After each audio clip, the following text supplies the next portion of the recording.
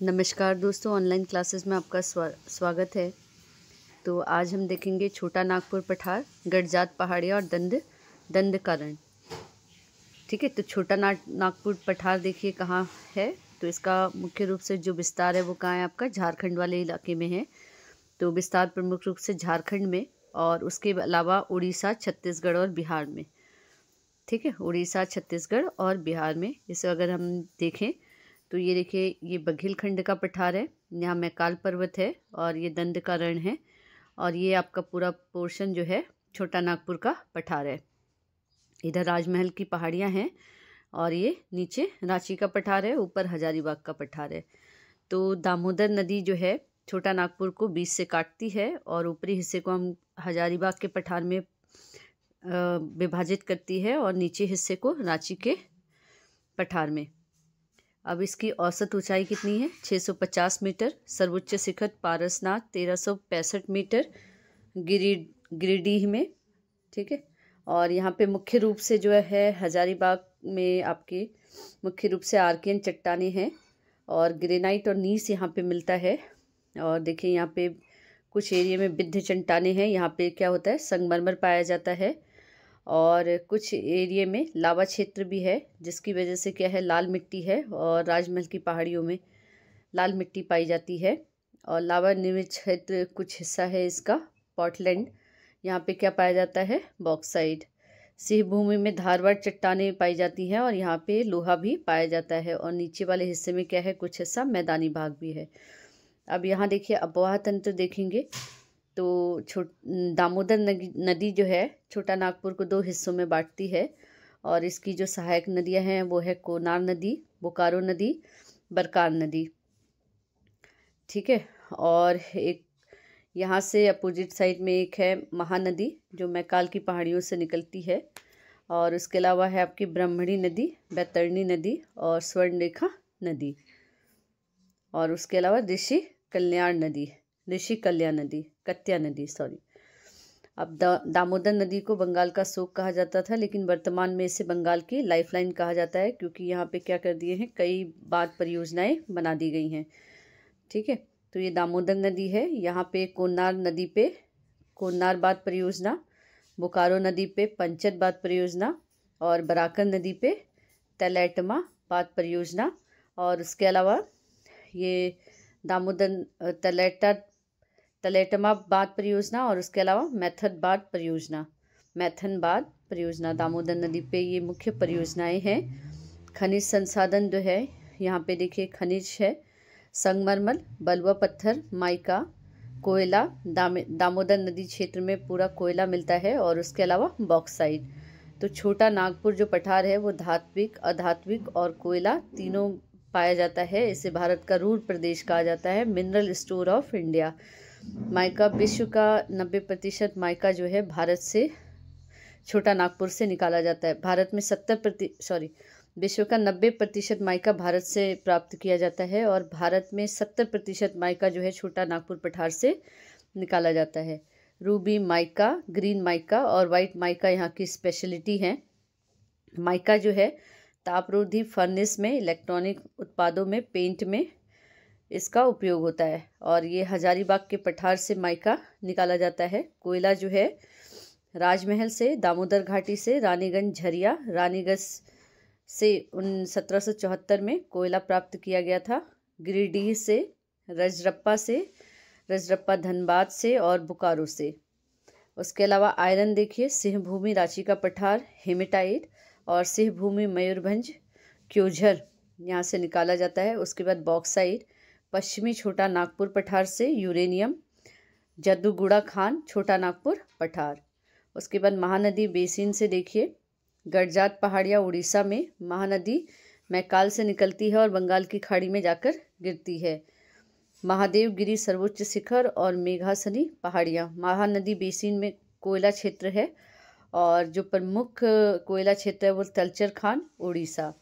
दंडकारण्य में छत्तीसगढ़, आंध्र प्रदेश। आयरन अयस्क जो है बेलाडीला खान और कालाहांडी पठार, मलकानगिरी पठार और बस्तर पठार। उसके बाद देखेंगे हम पूर्वी घाट। ठीक है, पूर्वी घाट या ईस्टर्न घाट। तो ये देखिए, यहाँ से अगर हम मैप को थोड़ा सा देखें तो ये गुजरात वाला हिस्सा है और ये पश्चिम बंगाल उड़ीसा वाला हिस्सा है। तो ये पूर्वी घाट हो गया और ये गुजरात से लेके यहाँ नीचे केरल तक क्या हो गया, पश्चिमी घाट हो गया, है ना। तो यहाँ देखिए, अरब सागर से शुरू करते हैं। तो पश्चिमी मैदान यहाँ पे पहले नीचे क्या है, मैदान है, फिर ये पश्चिमी घाट है, उसके बाद दक्कन का पठार है और फिर पूर्वी घाट है। ठीक है, अगर इसको ऐसे देखा जाए तो। अब पूर्वी घाट में ये बंगाल की खाड़ी है, यहाँ अरब सागर है। अब पूर्वी घाट जो है वो बलित पर्वत इस पे पाए जाते हैं। कैसे पर्वत हैं, बलित पर्वत, यानी कि फोल्डेड माउंटेन है यहाँ पे। और ये कैम्बियन पीरियड में बने थे, कुड़प्पा भूसन्नति में। वर्तमान में नदियों द्वारा घर्षित एवं कट छट गया है। महानदी गोदावरी, कृष्णा और कावेरी यहाँ बहती हैं। पूर्वी घाट असतत रूप में पाया जाता है। प्रायद्वीपीय पठार की जल पूरब की तरफ है और पूर्वी घाट पश्चिम से पुराना है लेकिन कम ऊंचाई है इसकी। यहाँ पे प्रमुख रूप से ग्रेनाइट, नीस, सिस्ट, कुड़प्पा, कोयला नदी घाटियों में पाया जाता है। औसतन लंबाई जो है उड़ीसा, आंध्र प्रदेश, तेलंगाना से तमिलनाडु तक। ठीक है, और लगभग 1350 किलोमीटर क्या है, ये लंबा है। सर्वोच्च शिखर जितगढ़ा, आंध्र प्रदेश, विशाखापट्टनम 1680 मीटर और महेंद्रगिरी उड़ीसा 1501 मीटर। 100 से 150 सेंटीमीटर वार्षिक वर्षा प्राप्त करता है। मानसून की बंगाल की खाड़ी शाखा में। वनस्पतियों से क्या है, ये पूरी तरह से परिपूर्ण है। जैविक विविधता यहाँ पे पाई जाती है। पूर्वी घाट महानदी से गोदावरी तक के पर्वत के रूप में है। कृष्णा नदी के मुहाने क्षेत्र में पूर्वी घाट नहीं है। अब देखते हैं पूर्वी घाट को। तो देखिए, ये गडजात की पहाड़ियाँ हैं। यहाँ ये महानदी है, ठीक है, और यहाँ स्वर्ण रेखा नदी आई है। फिर देखिए गोदावरी, कृष्णा, और यहाँ एलामला, नल्लामाला, पेलिकोंडा, पालकोंडा। ठीक है, इन पेलिकोंडा को पारकोंडा के बीच में कौन सी नदी है, पेनार नदी बहती है। ठीक, और उसके अलावा देखिए यहाँ पे नागरी पहाड़ियाँ हैं, पालार नदी है, जापड़ी पहाड़ियाँ हैं, पेनियार नदी है। ठीक है, जापड़ी पहाड़ियाँ और सेवेराय पहाड़ियों के बीच में पोन्नेयार नदी है और नागरी पहाड़ियाँ और जापड़ी पहाड़ियों के बीच में पलार नदी है। ठीक है, शेवेराय पहाड़ियाँ हैं, उसके बाद यहाँ पे इनके बीच से आती है कावेरी नदी और ये बीच में आपके है नीलगिरी की पहाड़ियाँ, पश्चिमी घाट का हिस्सा है। ठीक है, नीलगिरी की पहाड़ियाँ किसका हिस्सा, पश्चिमी घाट का। अब देखते हैं पश्चिमी घाट। तो सह्याद्री, विंध्य, सतपुड़ा, अजंता, सतमाला और बाला घाट रेंज है। ये विंध्य रेंज हो गई, ये सतपुड़ा रेंज हो गई, ये सतमाला है, ये बालाघाट रेंज है और यहाँ अजंता रेंज है। और विंध्य और सतपुड़ा के बीच में नर्मदा नदी है और सतपुड़ा और सतमाला के बीच में ताप्ती नदी बहती है। ये पूरा गुजरात से लेके केरल तक पश्चिमी घाट है। ठीक है, और यहाँ इनको 16 डिग्री गोवा जो है वो पश्चिमी घाट को 2 भागों में विभक्त करता है, उत्तरी सह्याद्री और दक्षिणी सह्याद्री। अन्नामलाई और कार्डमम क्या है, दक्षिणी सह्याद्री का पार्ट है।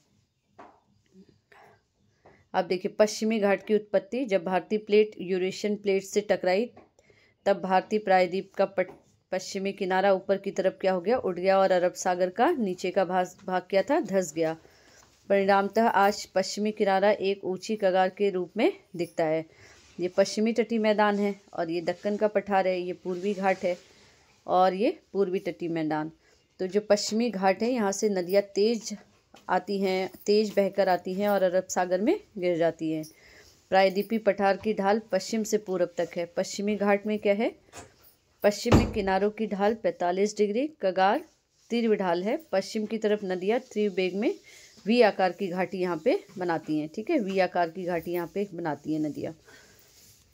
उसके बाद आता है पश्चिमी घाट के पूरब की तरफ जाने वाली नदियाँ लंबी दूरी तय करती हैं। ढाल कम, वेग कम हो जाता है, ये डेल्टा बनाती हैं। अवसाद की यहाँ कमी है, डेल्टा नहीं बनाएंगी यहाँ की नदियाँ, और एस्चुरी बनाती हैं यहाँ। अवसाद की कमी के कारण प्राकृतिक बंदरगाह पाए जाते हैं। नदियाँ कटान करती हैं, रियो तट बनता है। यहाँ बेसॉल्ट चट्टानें, दक्कन लावा और उत्तरी उत्तरी सह्याद्री में क्या होगा, उत्तरी सह्याद्री और दक्षिणी सह्याद्री को 16 डिग्री गोवा क्या करता है, दो भागों में विभाजित करता है, उत्तरी सह्याद्री और दक्षिणी सह्याद्री। और उत्तरी सह्याद्री को दक्कन या लावा क्षेत्र भी कहा जाता है। यहाँ पे बेसॉल्ट चट्टानें पाई जाती हैं। आर्कियन धारवाड़ दक्षिणी सह्याद्री का क्या है, हिस्सा है। और दक्षिणी सह्याद्री खनिज प्राप्त किए जाते हैं, जैसे बाबा बुदन की पहाड़ियाँ, आयरन अयस्क, और कर्नाटक धारवाड़ जिला सोना अयस्क। पश्चिमी घाट का पश्चिमी ढाल अरब सागर की ओर आने वाले मानसून से वर्षा प्राप्त करता है। ठीक है, ये पश्चिमी घाट है और ये मुंबई है, ये पूना है। तो यहाँ पे क्या करेगा, यहाँ से जो भी अरब सागर से हवाएं आएगी तो पश्चिमी घाट क्या करेगा, यहाँ पे वर्षा प्राप्त करेगा। ठीक है, अब यहाँ पे देखते हैं, ये महाबलेश्वर की पहाड़ियाँ हैं, ये कुद्रेमुख की। और ये मुख्य पहाड़ियाँ यहाँ की कौन कौन सी हैं तो देख लेते हैं। महाबलेश्वर, कलसुबई, बाबा बुदन की पहाड़ियाँ, आयरन अयस्क के लिए प्रसिद्ध है, और ये मुल्यानगिरी और कुद्रेमुख। ठीक है, दोनों कहाँ है, कर्नाटक में है। उसके बाद नीलगिरी, ठीक है, दूधा बेटा नीलगिरी के सबसे ऊंचा शिखर है, तमिलनाडु में है। और अन्नामुंडी दक्षिण भारत का सर्वोच्च शिखर है। पालिनी की पहाड़ियाँ, महेंद्रगिरी, काडगम पहाड़ियाँ, इलायची पहाड़ियाँ भी कहते हैं इनको, मसालों के लिए क्या है, प्रसिद्ध है। और अंदामलाई पहाड़ियाँ, तो यहाँ की ये क्या है, मुख्य पहाड़ियाँ। उसके बाद आते हैं नदियाँ, तो नासिक के बाद त्र्यंबकेश्वर, और उसके बाद ये महाबलेश्वर है, यहाँ से सरस्वती नदी कहाँ बहती है, सारावती नदी। सरस्वती नदी तो विलुप्त है, जो प्रयागराज में जाके गंगा से मिलती है, ये सारावती नदी है। यहाँ पे जोग प्रपात है कर्नाटक में। तालकावेरी ब्रह्मगिरी कर्नाटक में, और ये पश्चिमी घाट का पूरा हिस्सा है। ठीक है, गोदावरी नदी महाराष्ट्र में, और कृष्णा नदी महाराष्ट्र में, कावेरी नदी। ठीक है, फिर आता है पश्चिमी घाट के दर्रे। अब पश्चिमी घाट के दर्रे कौन कौन से हैं तो थाड़े और मुंबई। ठीक है, थाड़े और मुंबई से एक मार्ग जाता है नासिक के लिए, और ये दर्रा बीच में पड़ता है, थास घाट दर्रा महाराष्ट्र। उसके बाद भोर घाट दर्रा महाराष्ट्र, ये कहाँ, ये थाने से कहाँ तक जाता है, पूना तक। उसके बाद है पालाघाट तमिलनाडु, पालघाट दर्रा तमिलनाडु में है, और ये कोची और तिरुवनंतपुरम को संयुक्त रूप से जोड़ता है। उसके बाद ये कोयम्बटूर के लिए जाता है। उसके बाद यहाँ पे आता है कोची, तिरुवनंतपुरम और मदुरई से जाने के लिए सेनकोटा गैप तमिलनाडु, दोनों दक्षिणी सह्याद्री के पार्ट हैं, और थास घाट और भोर घाट उत्तरी सह्याद्री के पार्ट हैं। तो आज पश्चिमी घाट और पूर्वी घाट दोनों यहीं पे ख़त्म होता है। नेक्स्ट क्लास में हम अपवाह तंत्र को देखेंगे। आज के लिए इतना ही, धन्यवाद।